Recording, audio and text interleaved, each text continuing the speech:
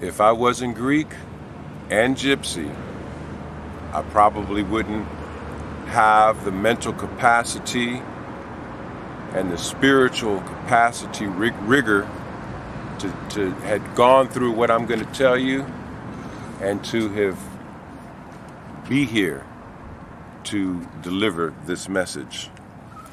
My mother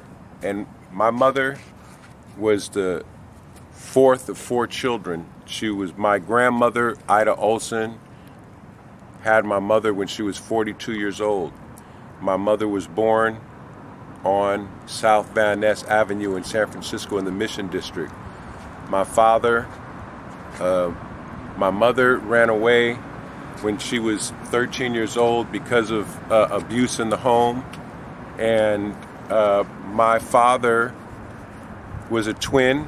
My father name is Ron Pereira, and his brother John Pereira, affectionately known as Butch and Buddy Pereira.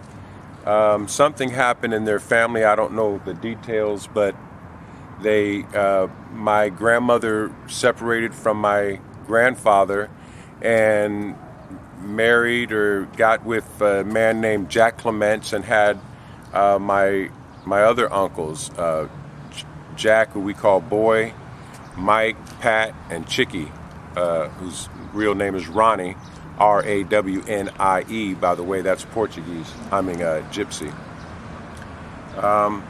My father's twin brother, my father and his brother came up in Daly City, and they were kind of wild, and they dealt in heroin and Hell's Angels and insanity.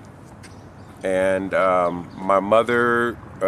father had a large group of people, the Night Owls, and a large group of other young, wild, free people in San Francisco in the late 50s and early 60s. And my mother somehow got with them through her friend who went to Balboa High School, Anita.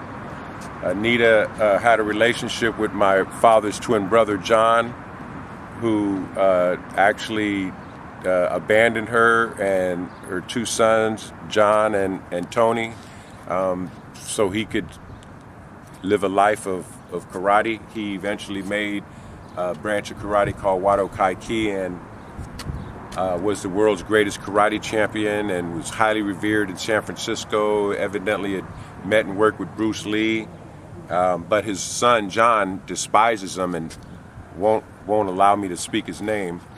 Anyway, his first girlfriend, Anita, was my mom's friend, and that's how my father met my mom. They were all wild and crazy. They had me. My mom didn't stay with my dad. They had me. What I remember is I was born in San Francisco General Hospital on 7/25/1964. My dad lived on 79 Parkview with a man named Albert Moto. Then my father met a woman named Consuelo Limon, and he married her. She was from the Mission District, and she had 3 kids, Giannicello and Rubiana. We lived with them. We moved back in with my grandmother, and then we moved in with a house my dad bought on Winchester until for about 4 or 5 years when they broke up. I guess she was cheating with some motorcycle guy down at the bar. And then I went to live with my mom, who lived on San Jose Avenue in San Francisco. She moved to Merriam Street in Daly City, where I lived with my sister and my mom. My mom ended up going with this guy named Leon Stevenson, who tried to molest my sister, and then my father was going to kill him, but she begged him not to. And then my mom met Moses, and my mom moved to Berkeley with Moses, who was a longshoreman, a very dignified and intelligent man. And we moved to Berkeley. Then Moses' daughter, Diane, came to live with us from Chicago, who was the same age as my sister, who's 3 years older than me. And then I got in trouble at King and went to stealing some bus tickets that my friend Leroy pointed out, and got caught. I went to live back with my dad in Daly City, and we lived on Ellington, and then we moved back on Winchester. Then my mom's sister, Lolly, real name Barbara, she ended up moving in with us. That was a strange situation. I don't know how that worked out. And then I went to visit my cousins in Sebastopol, and my cousin, stupid-ass cousin Richie, told me to kidnap the duck from the thing, and then said, let's hit the duck with the jack. And then I hit the duck with the jack, and I guess it died. And then he told me to steal the weed plant from my aunt, and he put it in a bag. And then he told them that I killed the duck and stole the weed plant when it was him who did it. And my father kicked me out the house. My aunt evidently called my Aunt Penny, who lived in Sebastopol, called my dad and told him, and he came down to the park, actually, Lincoln Park, and was drunk. He had a big knife in his thing, and well, first my friend Doug was with me, and Doug saw him, and my dad called, "My son!" And Doug must have knew something was wrong. He ran away, and my dad said, "Don't you run from me." It was, then I was walking to the park, and my dad was walking with me, and my other friend Robert came, and my dad, was like talking mean to me, and my friend Robert was like, "What's going on?" And my dad said, "You want some of this? You want some of this?" And he actually pulled out the knife. And then my friend Robert lived right across the street, and he had some big-ass brothers, one of them, Tony, giant. He ran across the street, and he kicked my father in the chest, and my father rolled over, and luckily the police was coming, and the police put my dad in the cop car. And then my dad kicked me back to Berkeley. I moved in with my mom on Eileen Street. Then she kicked me out, or I went to live with Moses on 10th Street, and then he couldn't take me. I lived back with my sister, who then was 18 and living with a guy named Gary. And then that didn't work out because they got another place, so I went and moved with my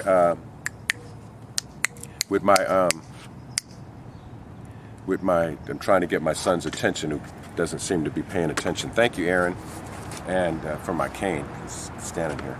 And then my mom's boyfriend in East Oakland on Morecambe Street slapped me because he was trying to interfere with me and my mom's relationship. And I told him, "I don't know you. You're here for my mom," And then after he slapped me, I told him, "Don't forget you did that." And I joined the Marine Corps.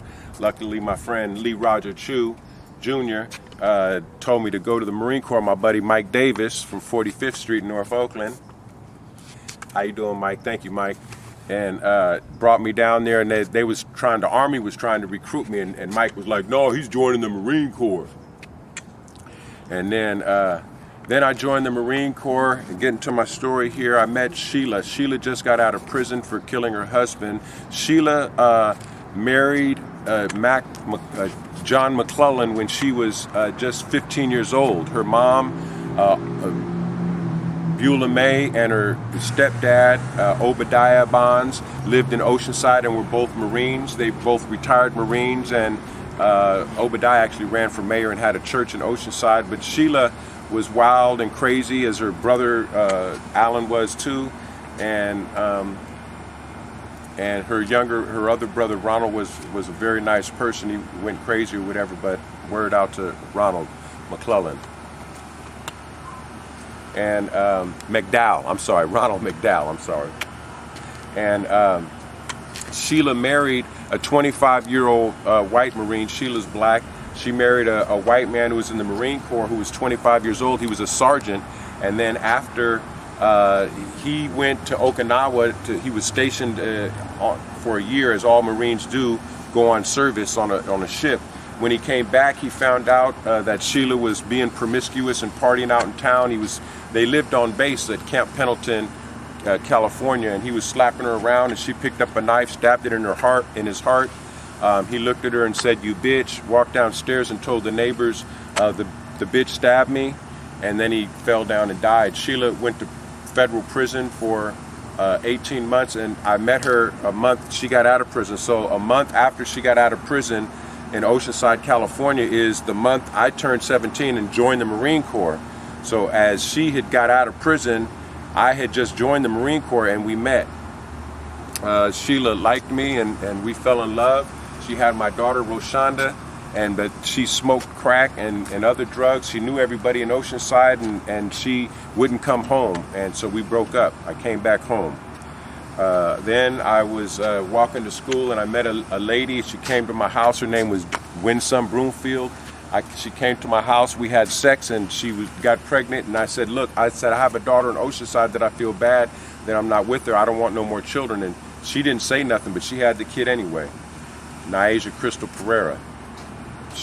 Sheila and Mai's daughter is Roshana Mae Pereira. Then I transferred from Cal State San Bernardino up to Cal State Hayward, and I met a girl and her friend crossing the street, Chalita Charnel Branch and Marvis Toomey. And Chalita and I dated for a minute. She got pregnant. I told her I don't want no kids. And I took her to the Planned Parenthood, and she agreed she was getting an abortion. She lied, and she later was pregnant, and come to find out now that she was already pregnant from some Samoan guy, and lied to me. It wasn't even my child, evidently. So I tried to have a relationship with her, but she was promiscuous and going out with her friends, drinking and acting like she didn't have no relationship. She eventually had my second son in that process, Olympus.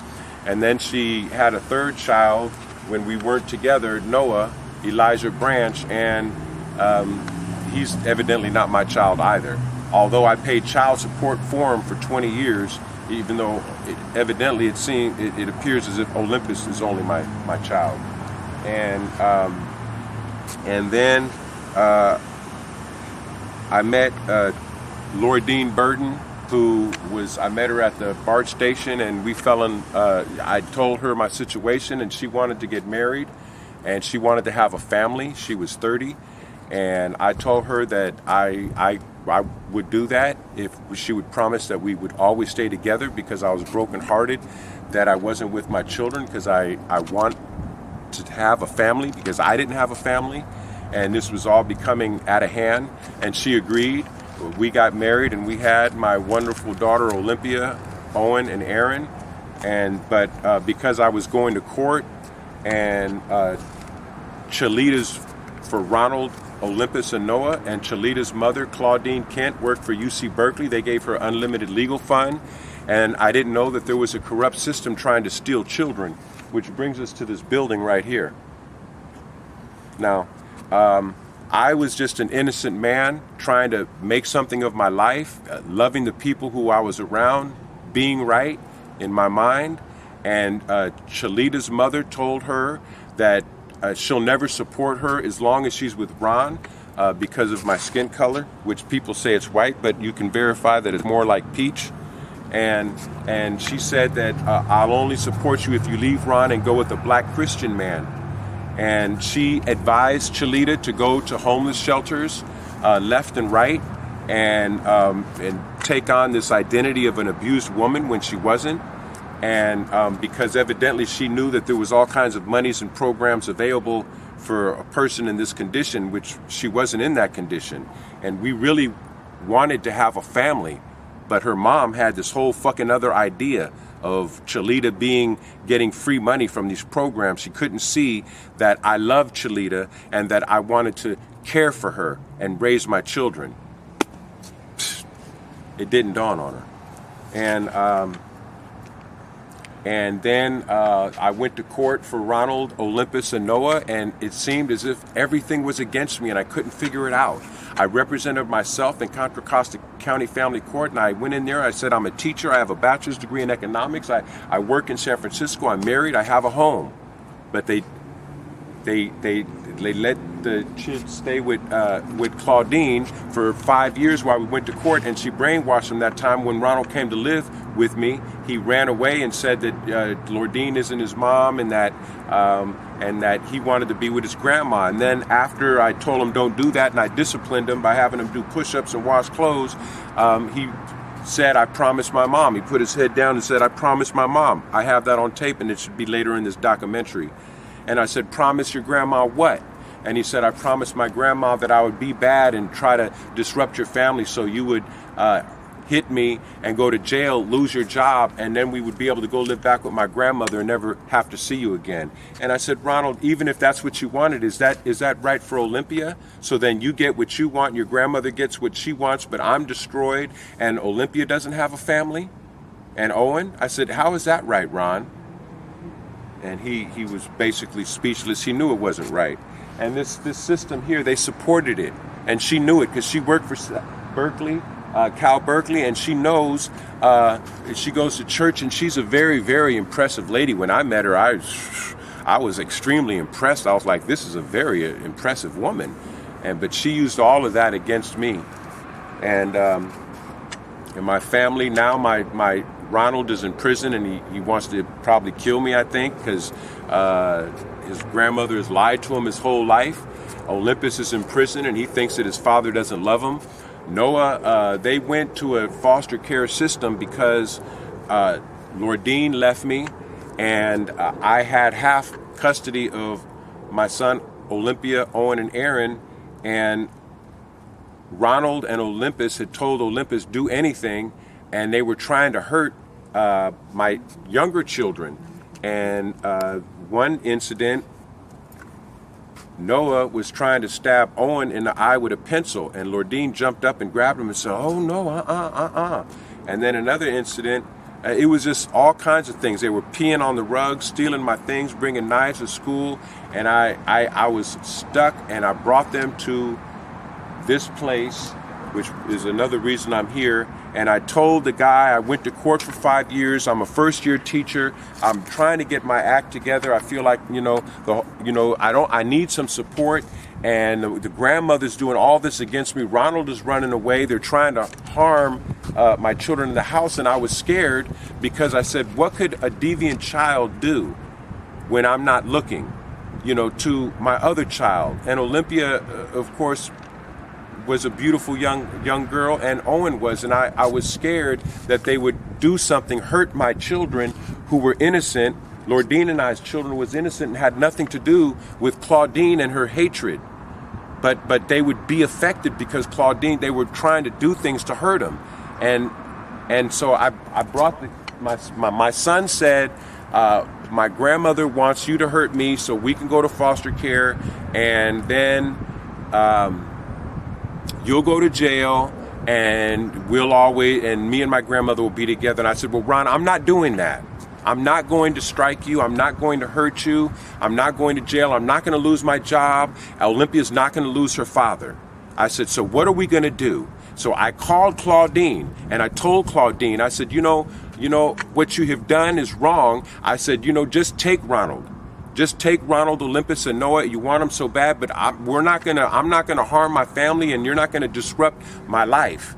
And she said no. She wanted it to go down that way. So I brought Ronald here first.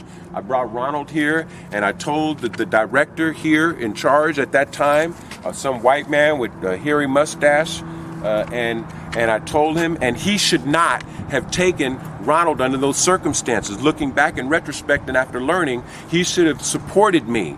When I told him Ronald is running away, I went to court for 5 years. I love him more than anything, but they're being bad for their grandmother, and I got to go to work. And he should have given me daycare. He should have given me therapy. He should have supported my family. He should have put an investigation on Claudine, and he should have brought out the cavalry, to support the children, focus on those children, to support those children. All right, over here. That's not what they did.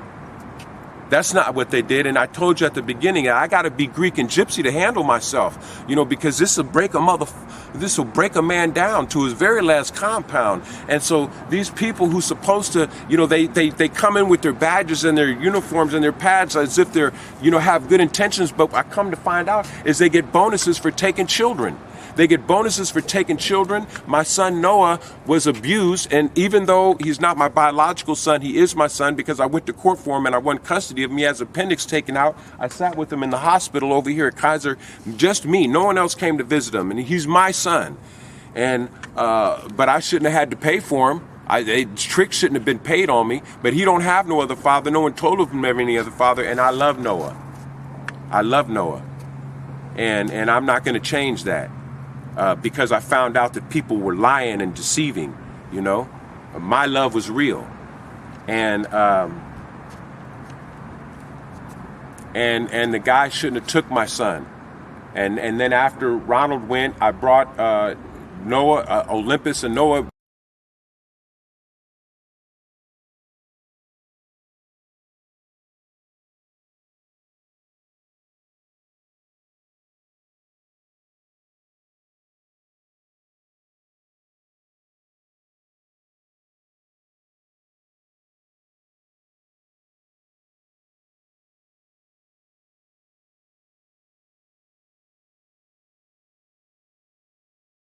but I don't think that he's gay. And on that note, I think a lot of people that are gay aren't really gay. They've been abused and they just resort to it. And so they're lost because they can't find themselves. They're looking for something, but the something that they're looking for is actually contrary to their true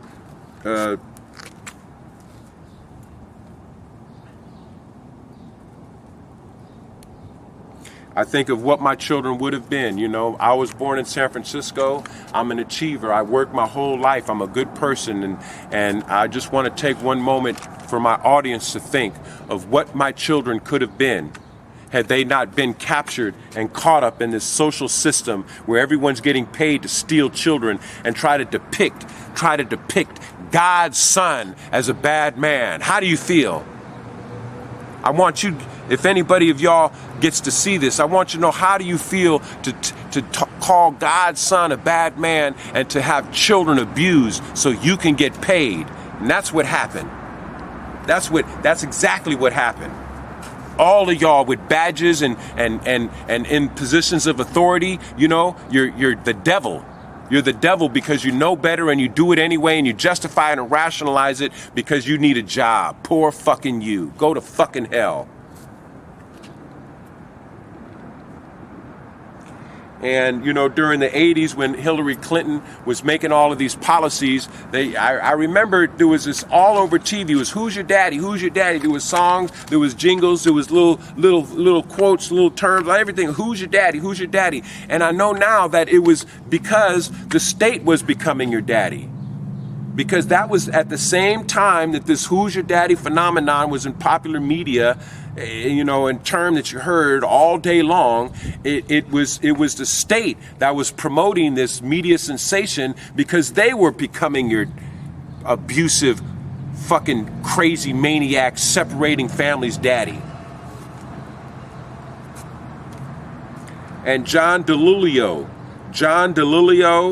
Jr. and Hillary Clinton wrote and came up with the intellectual, logical subject matter of this, and that me and my friends were predators. The guys who came up in the 80s and late 70s and 80s, we weren't predators. As citizens, they were supposed to accommodate us, but they didn't want to accommodate us, so they criminalized us. We were some of the greatest minds. You know, I mean, America could have, you know, launched into the even more of a leader than it already is. And America, as Chuck D said, eats its young, criminalizes innocent people, rapes and terrorizes children, all under the guise of doing what's right. And this documentary is here to help stop that.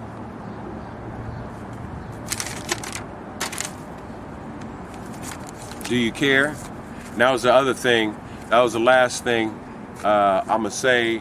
I was teaching at Elmhurst Middle School, and Lazarus Hill Jr. was killed by his father, Lazarus Hill, who beat him to death because he couldn't recite his cue cards. He was a 4-year-old little boy. And then Oakland has a bad murder rate.